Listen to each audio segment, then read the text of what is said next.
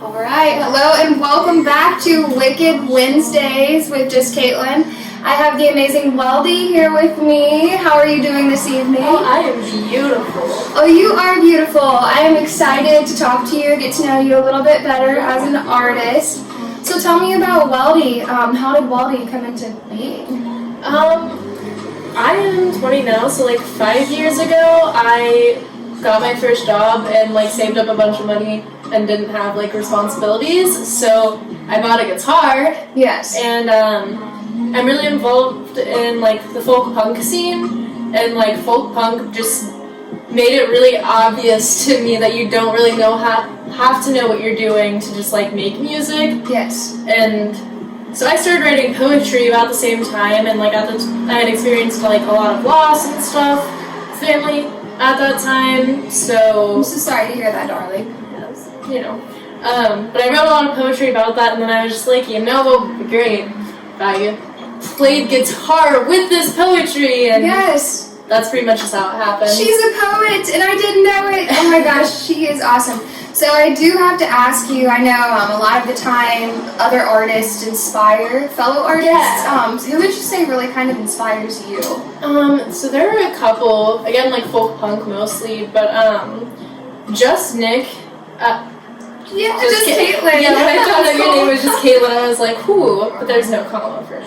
Nice, okay. Just Nick is a musician from California, and he's folk punk, and he's so good. He has this one album called Well, This Is Embarrassing, and it's very, very poetic and just so well written, and just sounds so good, and he just sounds so confident, and it's very inspiring, and I think that's who over the years has been my number one. Yeah. Also, local news legend who are from Pennsylvania, they're folk punk. 3 femme acts, and Emily Del Rio is the main person in the singer. Yeah. And every time I follow her online and stuff, and every time she posts a video of a new song or whatever, it immediately inspires me to write, because we have very similar writing styles. Yeah. I feel and similar subjects, I feel, and it just every time just makes me want to pick that up. And then the last one would be Joan Baez. That's more of an aspiration than anything. Yeah. She's a folk singer, and her style of playing guitar is so beautiful. She does finger picking, and it's just I love finger picking. yes, Yes. and that's something I want to work towards, but definitely can't do right now. But it's so beautiful, and she's got this voice that's just mind-blowing and beautiful. Gonna have to check her out. Yes, that is you awesome. should. I would love her. I definitely am gonna do that. So Weldy, how did Weldy come into being your name? Where did Weldy come from? So my last name is Weldy, and I have a really big family. And my grandma had 8 kids. And a lot of them were hippies and had a lot of friends that were also hippies, and I don't know, they just developed, our last name is hard, so they just developed Weldy as a nickname, and they would call my grandma's house Weldy World, and we'd have big blowout festivals there. They were just awesome, but they called us the Weldys, so it just seemed cool. very obvious to me that had to be, my thing, Weldy. That is so cool. So I know music, sometimes when you play, it does take you a lot of places. You go on the road journeys. Where would you say is the furthest you've played with your music? Lancaster, Pennsylvania. Again, that's where local news legend is from, and Apes of the State, who are also some pals of mine. And the first show I actually played was out there. Nice. So yeah, that's beat me to my other question. That's cool. Yeah. That is so cool. So, I have to say, what are your 5 favorite artists? If you could, I know it's hard because there's so much love for music out there. Who would you say would be your top, 5 to 6 artists? Or okay, you don't have to say that many if you don't want. The Mountain Goats are, I don't know if they're my number one, but probably my number one. Then Just Nick, as I mentioned. Over the years, My Chemical Romance, they definitely I love My special Chemical place in my Romance. heart. I don't know. It's just really hard. Apes of the State, they're really fun, I'd say. There's one other one I wanted to mention. I've already said Joan Baez. Like, a lot of my inspiration just coincides with my favorite artists as well. I feel it. There's one other one, and I can't think of who it was, but I guess it's oh, Mary Wonder. They're really, really good, and I've been listening to them a lot. They're solo artists who just have like a beautiful voice, and they're just like Kimya Dawson adjacent, I think. And nice. They're beautiful and wonderful. I'm definitely gonna have to check them out. Yeah. So venue-wise, I know there are a ton of cool venues here in the Cincy, Indy, Kentucky area. Yes. Where would you say is your favorite venue that you've played at so far? Ooh. I played at the Mockbee the other night, which was really cool. Yes. Yeah. I put together this fundraiser for Food Not Bombs, and I ended up playing it, and it was just very fun. Like, a lot of people came out, and it just had good energy, and the aesthetic was very beautiful. That was really cool. Food Not Bombs is also a page that you should check out on Facebook. She could definitely link you to that. Yes. I will tag her in this video so she could tell you more info about it. So, yes. Very amazing thing there. I also, to that question, can't not say Q's Dungeon. Oh my gosh, yes! That's where I played most of my shows so far, I think. And you can't just not. It's Q so good. is amazing. I feel like a lot of the local music scene has been helped out and just guided by Q. He's an amazing person. Yeah. Shout out to you, Qbert. You're amazing. So, so what is your favorite venue to go to locally? Okay, by locally, can it be do you just mean Cincinnati, Kentucky? Either wherever you want to go. Because I go to Indianapolis a lot, and there's this really cool venue called Healer. Healer? Yes, it's very, very aesthetic and nice. Beautiful. It also has a lot of art installations, and they do all kinds of genres all the time. And they have a 90s room with just arcade games, and it's so cool. It's beautiful. Nice. So it's definitely there. Yeah.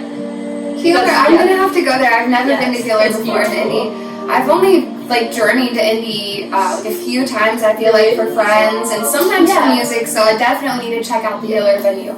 So are there any local bands or artists that you'd like to shout out? Absolutely. I want to say Run Rabbit Run first. Oh, yes, because they're one of the only other folk punk. Well, not only, I guess. I don't know, the bigger folk punk band in Cincinnati, and they're so good and so kind and just so fun, so fun. I also wanted to say Anything Goes. They're from Batesville, Indiana, which is half an hour from here. They more so play in Indianapolis and Muncie, but they're really, really good and are gonna release an EP soon. Weldy is a really good Cincinnati band with wonderful people, and they're very fun. It's cool. Welp. I know the Welp app. But yes, I need to check out the band Welp. Yes, they're very good. Yeah, they have a little bit online, I think, but they're really they're fun. They put on good shows. Nice. Heck yeah. Well, we are actually gonna take a short break so she can get set up in her lovely self. She's going to actually grace us with her beauty and her music, playing an amazing song. What would you like to sing this evening? I will probably play, it's called Apollo versus Dionysus. It's a song I wrote when I was 17. Well, I can't wait to hear this, love. All right, this is Kaitlyn. We'll be back in 5. Whenever you're ready. I'm gonna live for you. Gonna do all the things you didn't get to do. I'm gonna stop being sad, cause you deserve better. I'm gonna stop being sad, so I can live for you.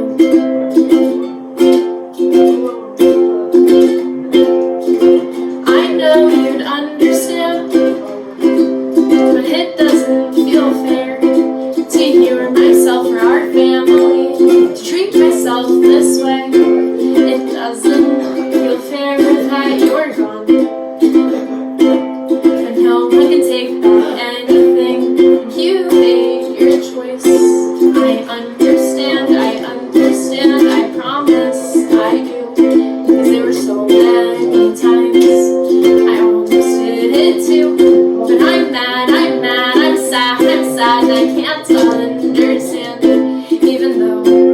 I said I do. 'Cause it was so hard to see you like that. Even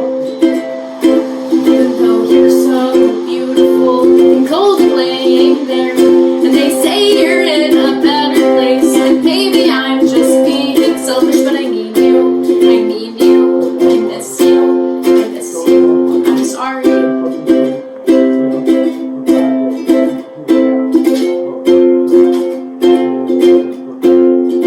I know you'd understand, but it doesn't feel fair to you or myself or our family to treat myself this way. It doesn't feel fair that you're gone, but no one can take back anything.